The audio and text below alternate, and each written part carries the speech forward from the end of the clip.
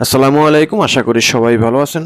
যারা জিজ্ঞাসা করেন যে ভাই ইকামার মেয়াদ শেষ হয়ে গেলে কারোর 1000 রিয়াল আবার কারোর 9600 রিয়াল বা 700 রিয়াল আসে। আসলে ইকামার লেট ফি কোনটা বা জরিমানা কোনটা এই বিষয়টা নিয়ে অনেকেই দ্বিধাদ্বন্দ্বের মধ্যে আছেন যে লেট ফি বলতে কোনটা বোঝায়। ইকামার লেট ফি বলতে হলো যে আপনার ইকামার এক্সপায়ার হয়ে গেছে, এক্সপায়ার হয়ে যাওয়ার কারণে একটা হলো জরিমানা, সেটা প্রথমে 500 রিয়াল, তারপরে যদি আবার দ্বিতীয়বার এক্সপায়ার হয় তাহলে সেটার জন্য হয় 1000 রিয়াল জরিমানা হয়। জরিমানার বিধানটা আলাদা। আর লেট ফিটা হলো মুক্তবালা আমেলের সিস্টেমে। যেমন আপনার এই কামাটা রিনিউ করতে গেলে মুক্তবা আমেলের একটা পেমেন্ট পরিশোধ করতে হয়, যেটাকে আমরা বলি রসুম। তো মুক্তবা আমেলের রসুম পরিশোধ করতে হয়, সেটা যখন আপনি ইকামা রিনিউ করবেন তখন মুআসসাসা, আপনার যে মুআসসাসা আছে সেই মুআসসাসা বা কোম্পানির ক্যাটাগরি অনুযায়ী বা তাদের যে টার্মস অ্যান্ড কন্ডিশন মানার যে বিষয়টা, সেটার উপরে নির্ভর করে আপনার ইকামার মুক্তবা আমল ফি 100 রিয়াল আসতো, কিংবা 1200 রিয়াল 1300 রিয়াল আসতো, কিংবা 400-500 রিয়াল আসতো। তো এরপরে যাওয়া যাতে 650 রিয়াল দিয়ে আপনার এই কামাটা রিনিউ করা হতো বা নতুন বানানো হতো।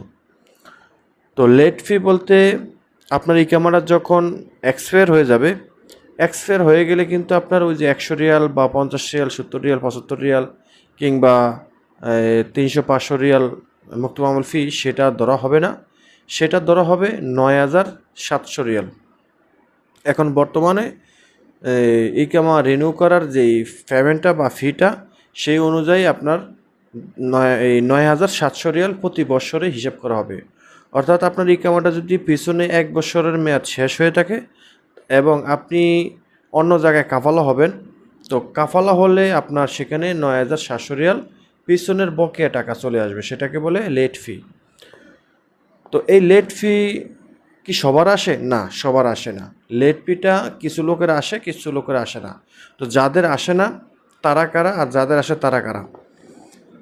যাদের আসবে তাদের মধ্যে থেকে দুই ক্যাটাগরির লোক আছে, একটা হলো ইকামা এক্সপায়ার আর একটা হলো হুরুপপ্রাপ্ত। আপনি যদি হুরুপপ্রাপ্ত হয়ে থাকেন তাহলে আপনি যখন একটা কফিলের কাছে কাফালা হতে যাবেন, পিছনে আপনার ইকামার মেয়াদ 1 বছর বা 2 বছর নাই, ধরেন 1 বছর ছিল না, এখন 2 বছরে পা রেখেছেন। তো আপনি যখন একটা কফিলের কাছে কাফালা হতে যাবেন, সেখানে আপনি কাফালা হওয়ার সময় তলব দেওয়ার সময় আপনার স্ক্রিনে ক্লিয়ার লেখা আসবে যে এই কর্মীর ইকামার পিছনের লেট ফি বা পিছনে 1 বছর এক্সপায়ার ছিল, সেটার জন্য 9700 রিয়াল ইকামা ফি এসেছে, সেই টাকাটা পরিশোধ করতে হবে। সে টাকাটা আপনাকে পরিশোধ করতে হবে। সে টাকাটা যদিও কফিলের, আপনার নতুন কফিলের মুআসসাসার উপরে চলে আসে, তো সেই টাকাটা তো আর আপনার মুআসসাসার কফিল দিবে না, কারণ সেই টাকাটা আপনি দিবেন না, হয় আপনার আগের কফিলে দেওয়ার কথা ছিল। তো যেহেতু আপনি হুরুপপ্রাপ্ত, সেই ক্ষেত্রে এই টাকাটা আপনাকেই দিতে হবে, কারণ আপনি অন্যায় করছেন বলেই কফিল আপনাকে টার্মিনেট হুরুপ দিয়ে দিছে।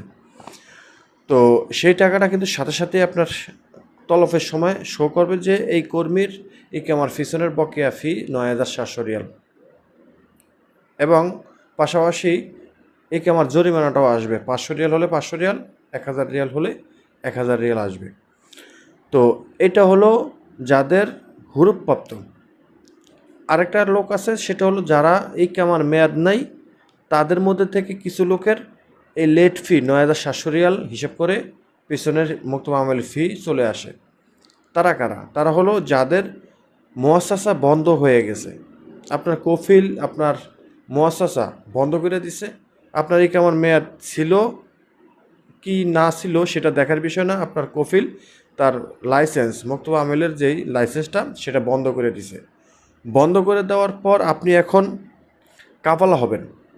কাফালা হতে গেলেই আপনার সেখানে স্ক্রিনে শো করবে যে আপনার পিছনের মুক্তবা আমেলের ফি 9700 রিয়াল এসেছে, বা 2 বছর হলে এটা ডাবল হবে, 3 বছর হলে তার আরও ডাবল হবে। তো এইভাবে হিসাব করে আপনার ইকামার টাকাটা মুআসসাসাতে, নতুন যে মুআসসাসাতে কাফালা হবেন সেই মুআসসাসার নামের উপরে চলে আসবে, এবং সেটা আপনি ইকামা বানানোর সময় আপনি সেই টাকাটা পরিশোধ না করলে আপনি ইকামা বানাতে পারবেন না।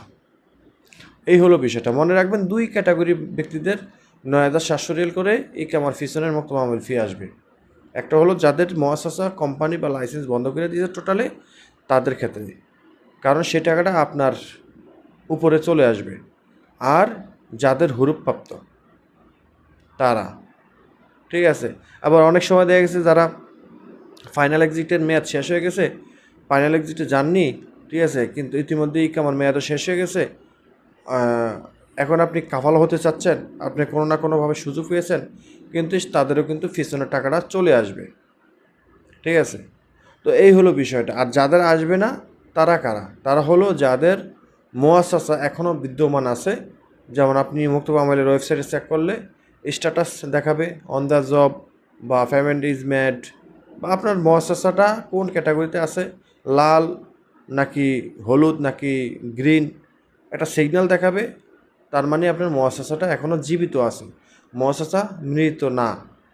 মৃত হলেই আপনার টাকাটা আপনার মানে লেট ফিটা আপনার কাছে চলে আসবে।